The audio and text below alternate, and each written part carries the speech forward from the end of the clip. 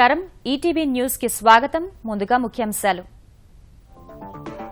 నూతన పౌర విమానయాన విధానానికి కేంద్ర మంత్రివర్గం ఆమోదం గంట ప్రయాణానికి 2,500 ఛార్జీ ప్రాంతీయ అనుసంధానతకు పెద్దపీట సంస్కరణల పథంలో మోదీ సర్కార్ మరో ముందడుగు ఎస్బీఐలో అనుబంధ బ్యాంకుల విలీనానికి పచ్చజెండా మాతృ సంస్థలోకి ఎస్బీహెచ్ సహా 4 బ్యాంకులు జూన్ 22 కల్లా ఉద్యోగుల తరలింపు కార్యాచరణ అన్ని సదుపాయాలు కల్పిస్తామని చంద్రబాబు స్పష్టీకరణ సాంకేతికతతో సుపరిపాలన సాధ్యమని వెల్లడి ఎట్టకేలకు వైద్యానికి అంగీకరించిన ముద్రగడ ప్రభుత్వంతో చర్చల తర్వాత చికిత్సకు సహకారం 7వ రోజు కొనసాగుతున్న ఆమరణ దీక్ష ఐటీ రంగంలో దూసుకుపోతున్న తెలంగాణ 2015-16లో 13.26% వృద్ధి నమోదు హార్డ్వేర్ అభివృద్ధికి టీ వర్క్స్ ప్రారంభిస్తామన్న కేటీఆర్ 2019లోనూ తెరాసదే అధికారమన్న కేసీఆర్ రాజకీయ సుస్థిరతతో బంగారు తెలంగాణ సాధిస్తామని వెల్లడి తెరాసలో చేరిన కాంగ్రెస్ సిపిఐ నేతలు వన్డే సిరీస్ లో భారత్ విజయం పరిపూర్ణం చివరి మ్యాచ్ లో జింబాబ్వేపై 10 వికెట్ల తేడాతో విజయం రాహుల్ కు మ్యాన్ ఆఫ్ ద సిరీస్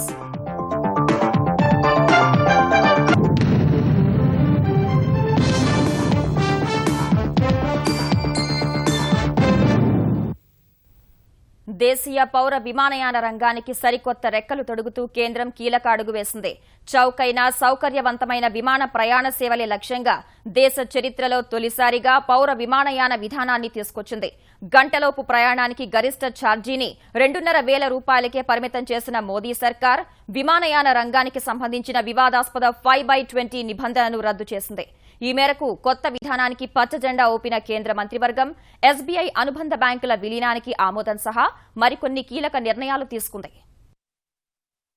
ప్రాంతీయ అనుసంధానతను మరింత మెరుగుపరిచే దిశగా ఎన్డీఏ ప్రభుత్వం కీలక చర్యలకు ఉపక్రమించింది దేశీయ విమానయాన రంగానికి కొత్త ఊపిరిలూదే అంశాలతో కూడిన పౌర విమానయాన విధానాన్ని ఢిల్లీలో ప్రధాని నరేంద్ర మోదీ నేతృత్వంలో సమావేశమైన కేంద్ర మంత్రివర్గం ఆమోదించింది గంటలోపు ప్రయాణాలకు విమాన సంస్థలు 2,500 రూపాయల కన్నా ఎక్కువ ఛార్జీలు వసూలు చేయరాదని కొత్త విధానంలో పేర్కొంది ఇప్పటివరకు విమాన సేవలు పొందని ప్రాంతాలకు సైతం విమానాల్ని నడిపేలా విమానయాన సంస్థల్ని ప్రోత్సహించేందుకు పన్ను రాయితీలు ఇవ్వాలని నిర్ణయించింది అదే సమయంలో ప్రాంతీయ అనుసంధానత నిధి కోసం ప్రయాణికుల నుంచి అదనపు రుసుము వసూలు చేయాలని నిర్ణయించిన కేంద్రం ఈ మొత్తం చాలా తక్కువగా ఉంటుందని స్పష్టం చేసింది యూపీఏ హయాంలో తీసుకొచ్చిన వివాదాస్పద 5/20 నిబంధనను రద్దు చేస్తున్నట్లు కేంద్రం ప్రకటించింది ఈ చర్యతో 2022 నాటికి విమానయాన రంగంలో భారత్ ప్రపంచంలోనే 3వ అతిపెద్ద దేశంగా అవతరిస్తుందని విశ్వాసం వ్యక్తం చేసింది కొత్త విధానంలో పేర్కొన్న ప్రాంతీయ అనుసంధానత పథకం ఈ త్రైమాసికంలో అమల్లోకి వస్తుందని వెల్లడించింది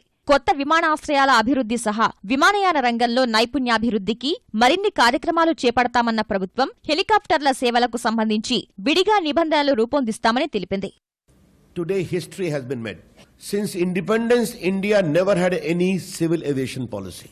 And what is the core characteristics of this policy? Connecting the unconnected, serving the unserved. Today, a great legacy which was giving serious cause for concern 5, 20 or 25. मतलब हिंदुस्तान में ऑपरेट करने के लिए 5 साल काम करना जरूरी और 20 विमान जरूरी.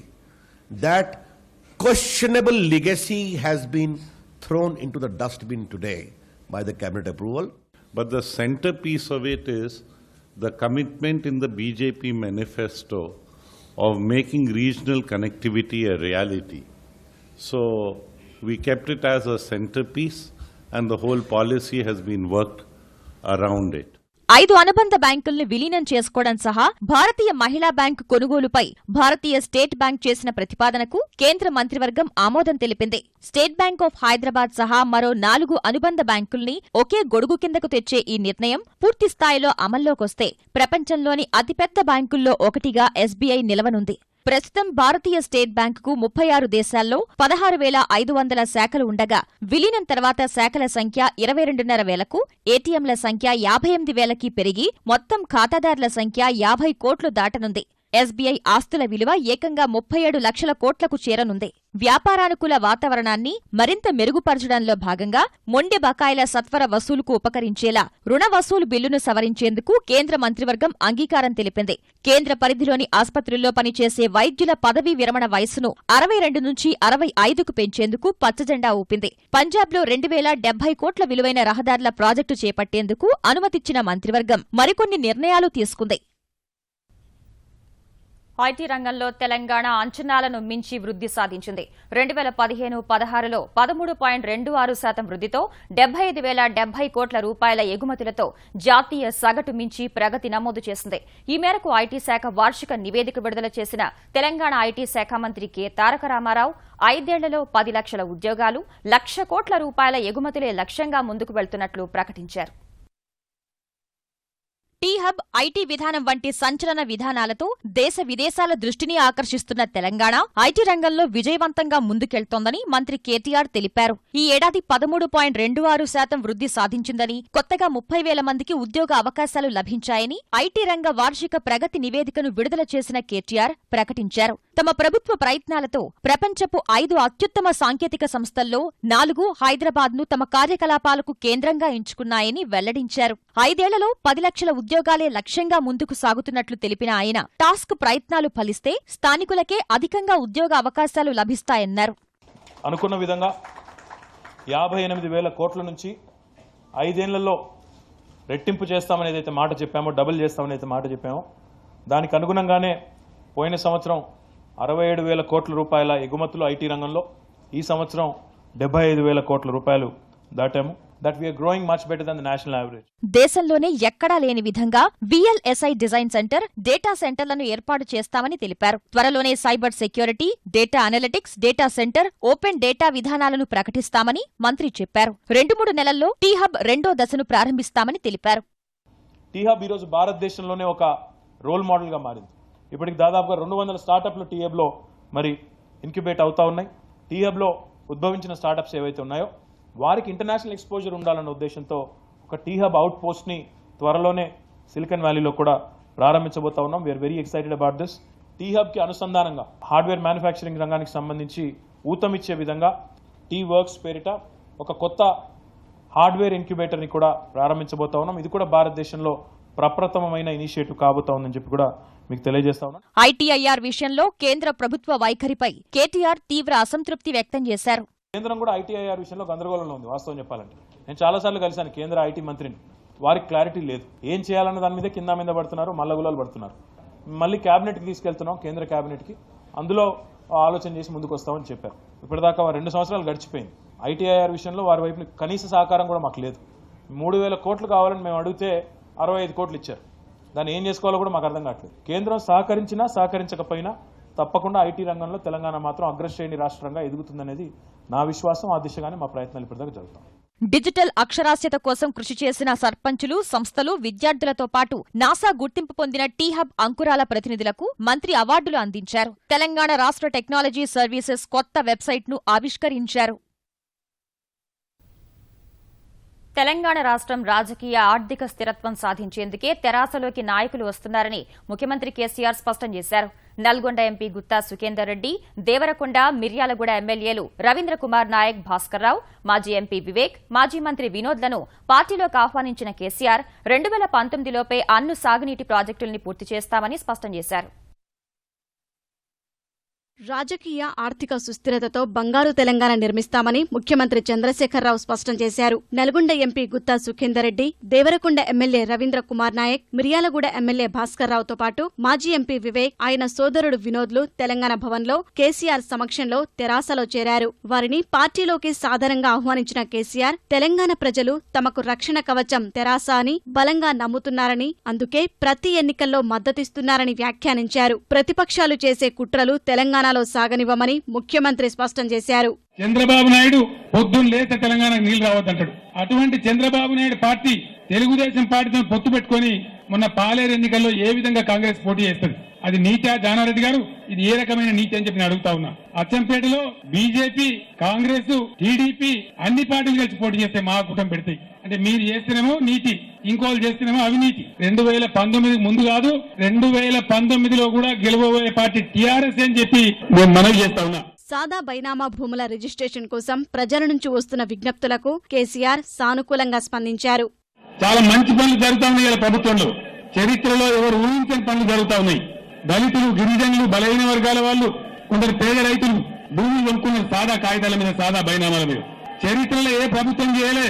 నేను వచ్చే వరకు 6 లక్షల మంది సాదా బైనామాలు మాకు ROR చేయమని చెప్పి అప్లికేషన్ పెట్టుకున్నారు.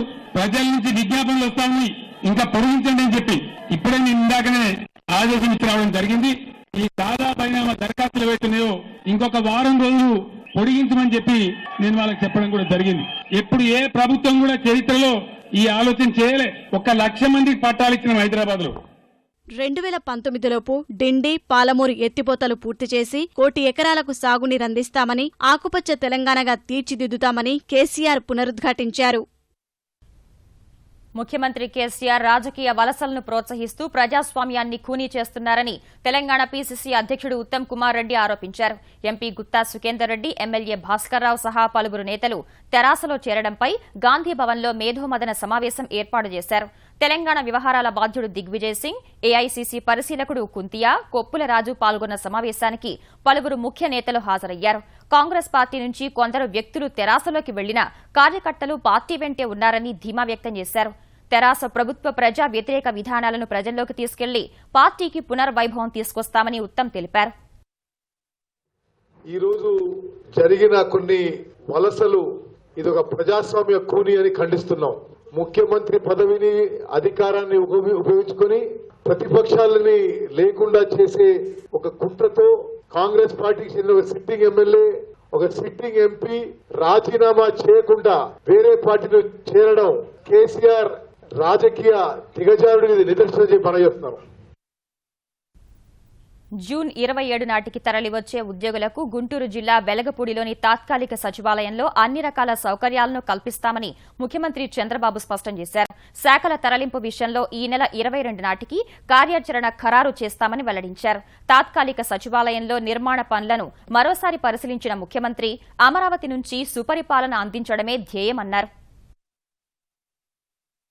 జూన్ 27 నాటికి రాజధాని కేంద్రంగా పాలనా వ్యవహారాలు చేపట్టాలని నిశ్చయించిన ఆంధ్రప్రదేశ్ సర్కార్ అందుకు యుద్ధ ప్రాతిపదికన ఏర్పాట్లు పూర్తి చేస్తోంది. 27 నాటికి సచివాలయంలో కొన్ని విభాగాలనైనా తరలించేందుకు గుంటూరు జిల్లా వెలగపూడిలో నిర్మిస్తున్న సచివాలయాన్ని సిద్ధం చేస్తోంది. వెలగపూడిలో వేగంగా రూపుదిద్దుకుంటున్న 6 బ్లాకులను ముఖ్యమంత్రి చంద్రబాబు ఇవాళ మరోసారి పరిశీలించారు. అవసరమైన సూచనలు చేశారు. పనులు సాగుతున్న తీరు పట్ల సంతృప్తి వ్యక్తం చేశారు. నిర్మాణాలు దాదాపు పూర్తయ్యాయని, మౌలిక సదుపాయాల కల్పనపై దృష్టి సారించామని చెప్పారు. 22 నాటికే ఏ విభాగాలు ఇక్కడకు రావాలో ప్రకటిస్తామన్నారు. నేను ఎంప్లాయీస్ కి అందరికి విజ్ఞప్తి చేశాను.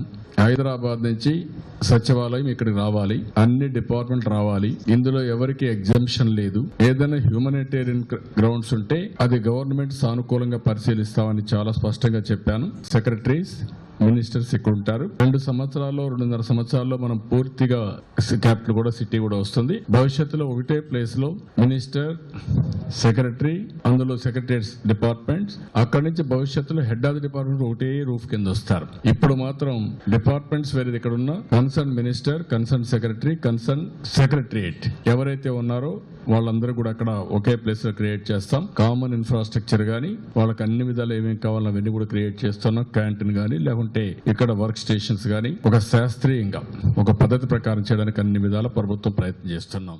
ఉద్యోగుల ఇబ్బందులు దృష్టిలో పెట్టుకుని వారంలో 5 రోజులు పని దినాలు కల్పించామని వివరించిన చంద్రబాబు పరిపాలనలో సాంకేతికతకు ప్రాధాన్యమిస్తామన్నారు. ఇక్కడి నుంచి క్షేత్రస్థాయి వరకు ఈ ఆఫీస్ పెట్టేస్తున్నాం. ఫైల్స్ అన్ని కూడా సింప్లిఫై అవుతాయి. రియల్ టైంలో డిస్పోజ్ చేసే అవకాశం వస్తుంది. ప్రైవేట్ వ్యక్తులు బాగా పనిచేసి మనం పనిచేయలేకపోతున్న ఫీలింగ్ అవసరం లేదు. వాళ్ళకంటే మిన్నగా మన డిపార్ట్మెంట్స్ పనిచేయగలుగుతాయి, సమర్థవంతంగా పనిచేయగలుగుతాయి. అమరావతి నుంచి పరిపాలన ఇస్తున్నామంటేనే ఒక వినూత్నమైన రీతిలో పరిపాలన జరగాలి. సుపరిపాలనకు నాంది పలకాలి. అదేవిధంగా ఎవ్వరికీ ఎలాంటి ఇబ్బంది లేని పరిపాలన జరగాలి. రాజధాని ప్రాంతంలోని గ్రామాల అభివృద్ధిపైన ప్రత్యేక దృష్టి సారించామన్న చంద్రబాబు ఏడాదికి 250 కోట్లు రాజధాని గ్రామాలపై ఖర్చు చేస్తున్నామన్నారు.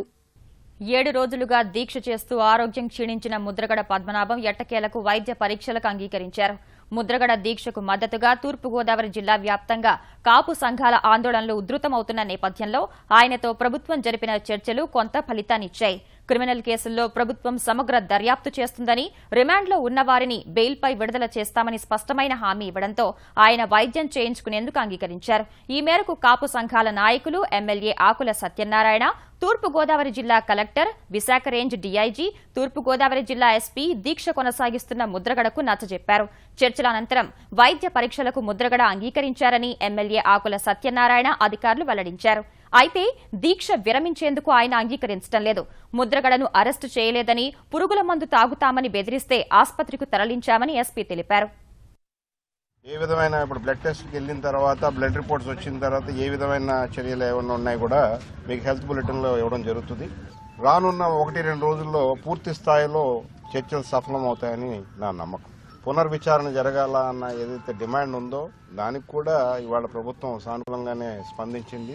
దీక్ష విరమించినట్టు కాదు, ఎందుకంటే మొట్టమొదటిసారి ఆయనకి బ్లడ్ శాంపుల్ తీసుకోవడానికి ఐవీ లైన్ స్టార్ట్ చేయడానికి మాత్రమే అనుమతిని ఇవ్వడం జరిగింది. ఇప్పటి వరకు టోటల్ ఫాస్టింగ్ లో ఉన్నారు. ఇప్పుడు మొత్తం అంటే ఒక 2 days బ్యాక్ దాకా వారు మంచినీళ్ళు కూడా తాగలేదు. మనం కన్విన్స్ చేసిన తర్వాత మంచినీళ్ళు తాగారు. ఈరోజు మన ప్రభుత్వం ఇచ్చినటువంటి ఈ ఏదైతే రెస్పాన్స్ ఆయన విన్న తర్వాత ఒకటి బ్లడ్ శాంపుల్ ఇవ్వడంతో పాటు ఆయన ఐవీ ఫ్లూయిడ్స్ కూడా తీసుకున్నారు. ఐవీ ఫ్లూయిడ్స్ అంటే it's like intake of energy only. ఆయన్ని అంగీకరించా, ఇది బలవంతంగా, ఇది స్వచ్ఛందంగా తీసుకున్నారు. రాయలసీమ జిల్లాలకు నీరిచ్చే ప్రాజెక్టులను అడ్డుకునేందుకు ప్రతిపక్ష వైకాపా ప్రయత్నిస్తోందని ఆంధ్రప్రదేశ్ జలవనరుల శాఖ మంత్రి దేవినేని ఉమామహేశ్వరరావు ఆరోపించారు.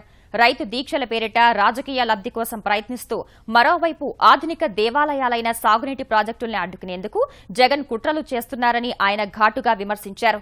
వైకాపా విస్తృత స్థాయి సమావేశంలో తెదేపా ప్రభుత్వం గురించి ప్రజల్ని 100 ప్రశ్నలు అడిగిన జగన్ తామడిగిన ఒకే ఒక్క ప్రశ్నకు సమాధానం చెప్పాలని మంత్రి ఉమా డిమాండ్ చేశారు.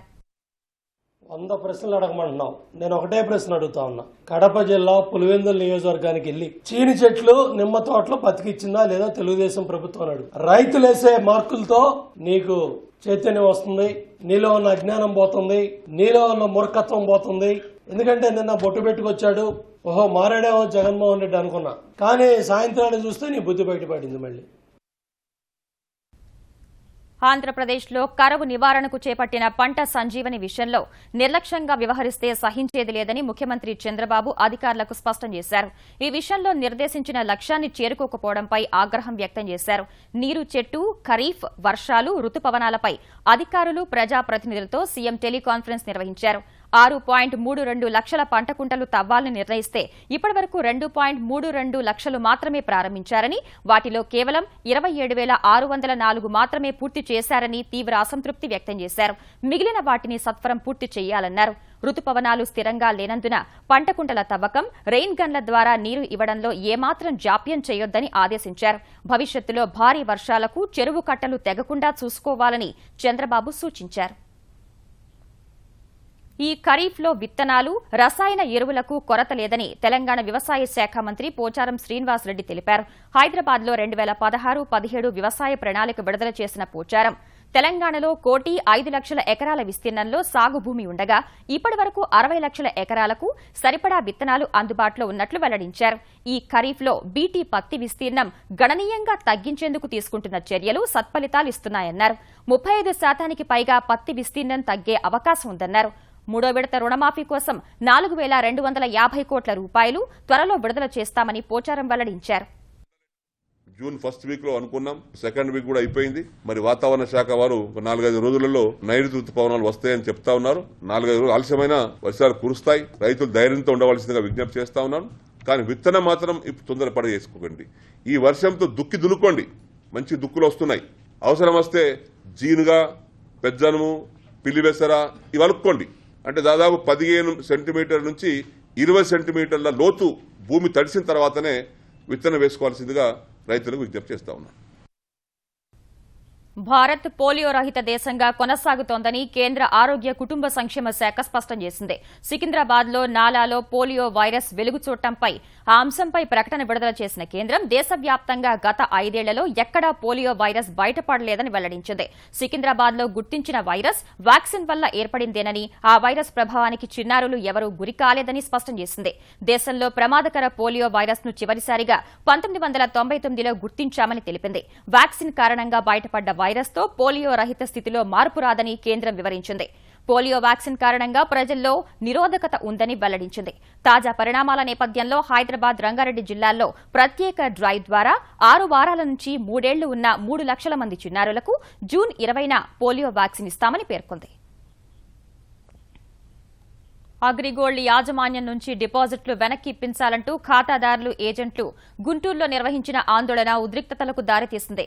నాగార్జున విశ్వవిద్యాలయం వద్ద మైదానంలో బహిరంగ సభకు హాజరైన బాధితులు అగ్రిగోల్డ్ యాజమాన్యం ఆస్తులను వేలం వేసి ధరావత్తు సొమ్ము వెనక్కి ఇవ్వాలని డిమాండ్ చేశారు.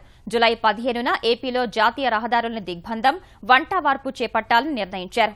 విజయవాడలోని ముఖ్యమంత్రి కార్యాలయాన్ని ముట్టడిస్తామన్నారు. ఈ మేరకు మొత్తం 9 తీర్మానాలను ఆమోదించి డిమాండ్లను ముఖ్యమంత్రికి వినతి పత్రం రూపంలో పంపారు. అనంతరం జాతీయ రహదారిని ముట్టడించారు.